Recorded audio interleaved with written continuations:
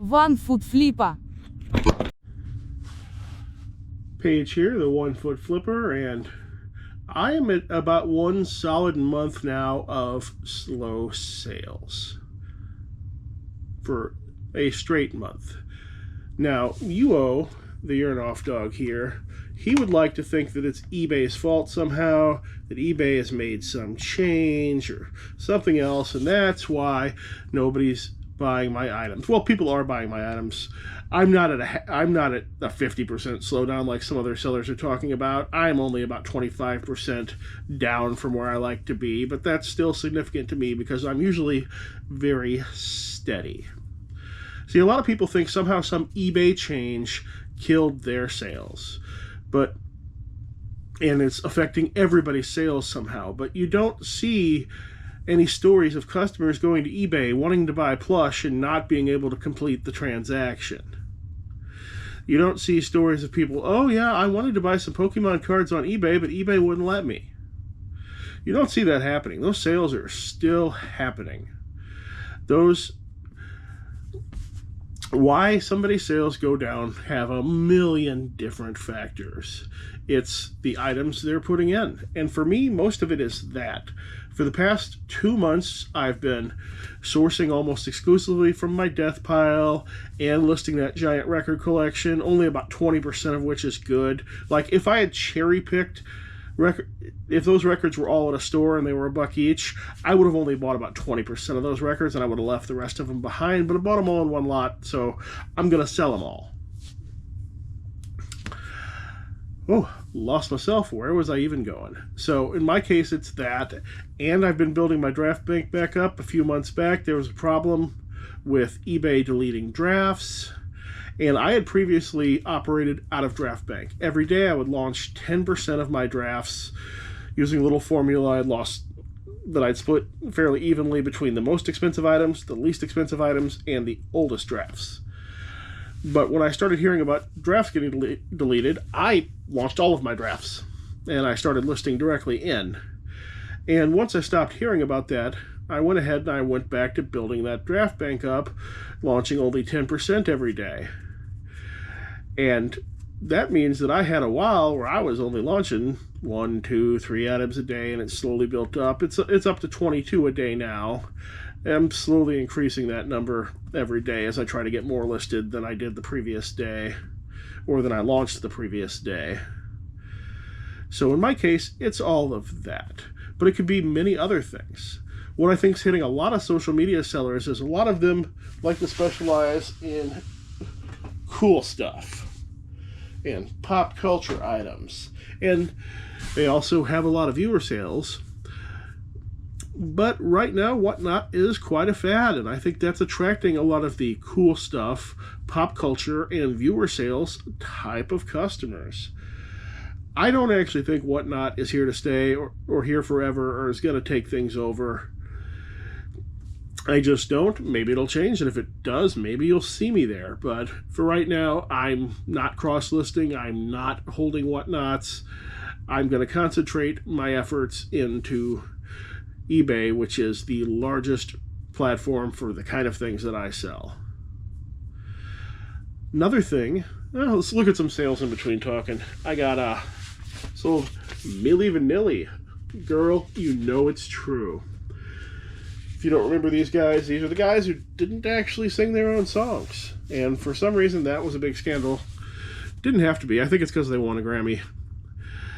Sold that for $19.99. Yesterday in his video, Troy Mountain Man Treasure came out with a new video about starting a YouTube channel and what it takes and how much work is it involved. And at one point there, he started talking about me for a minute and said then sometimes there's just anomalies like 1 foot flipper who one day decided to say, I'm going to start a YouTube channel, and was monetized a week later. And then he said, so if maybe you ask me some questions. I don't really have any secrets. I mean, I do have a bit of a shtick, being, as far as I know, the only seriously disabled YouTube reseller. But honestly, I got lucky. I did prepare in advance. I knew I was going to start doing YouTube videos 6 months before I started, and I was taking some garage sale footage months before I started. I had bought my GoPro months before I started. I knew I was going to do it, but really it just came down to just getting lucky. Otherwise, I'd probably be clogging along right now with 110 subscribers like some of my friends are. So I don't have any secrets other than, you know, do your best, see what your viewers like, see what they don't like, try to give them more than what they like. Or you could just be you and see how that works out too. Now, another reason why your sales could drop off is, especially if you were a specialist, is not keeping up with what the competition is doing. And this can be huge if you're a specialist. If, you know, you're number 3 in ashtrays, and number 4 and number 2 kind of adjust what they're doing a little bit, and they're either undercutting you or out promoting you or have a better promotion, you suddenly could go from number 3 to number 6, and that could be, your sales could drop in half. Let's see, sold another record. Jean-Luc Ponte, 449. I have no idea who this guy is. Never heard of him. A lot of sellers being hurt because right now, some people, there has been this increased promoted listing percentages. People are outdoing each other. I keep seeing them go up, and that's hurting, I think, sellers who rely on promoted listings or who specialize in the sort of things that promoted listings really help. I don't sell a large number of the kind of things that promoted listings help. You know, this album only has one name. Anybody who wants this specific album is going to search for this album by name. And they're probably going to sort cheapest first and start looking from there. They're probably not going to just click on the first one that shows up on their screen. Some people do. And some people's entire eBay business is based around having extremely high prices, but promoting extremely highly to get that lazy customer who doesn't scroll past that first listing on their screen. I think that works better with phone customers than it does with PC customers, because when you're on a phone, you really only see 1 or 2, but when you're on a computer, you're generally going to get 5 or 6 of them in view, and that most expensive one that pops up on top isn't going to seem worthwhile. Michael Murphy, Blue Sky Night, $2.99. I don't know him either.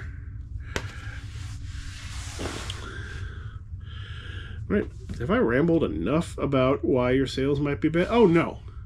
There's also the person who continually sources and continually expands their stores, and their hits sell. And their things that aren't so good continue to build up until you end up with an entire store full of junk, full of bad stuff. Janis Joplin, $5.99. Never thought album covers like this with no words on them are a good decision.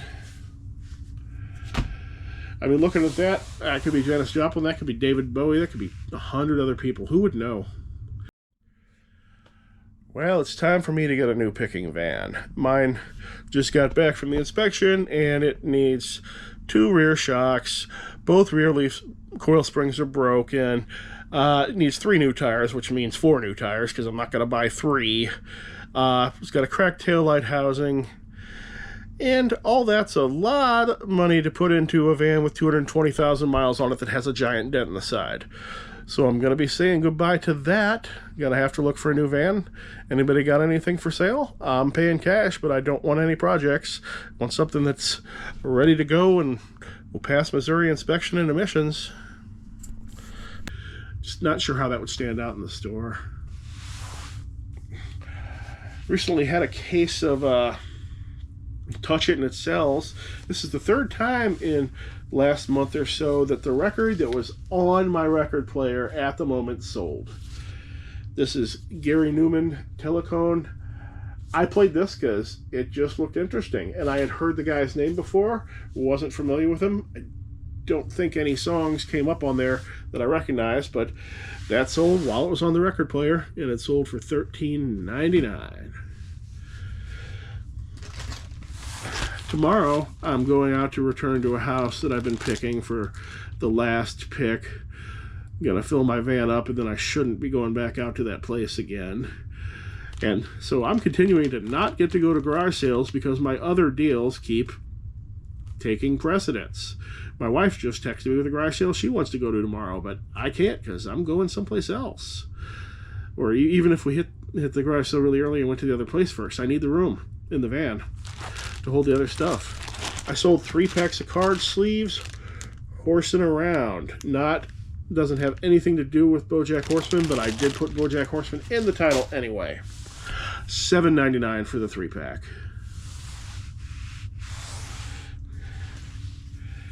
Nilsson Schmilson. This is somebody I thought I didn't know who they were, but I ended up listening to the record today because the customer who bought it said he saw something in the video that concerned him.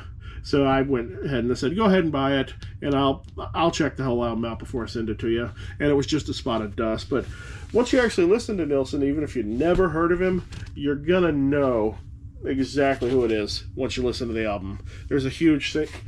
First song on side 1 and the first song on side 2 are very familiar. I'm not going to play them because I don't need any more copyright strikes. Wasted 20 minutes looking for this. Tim Weisberg.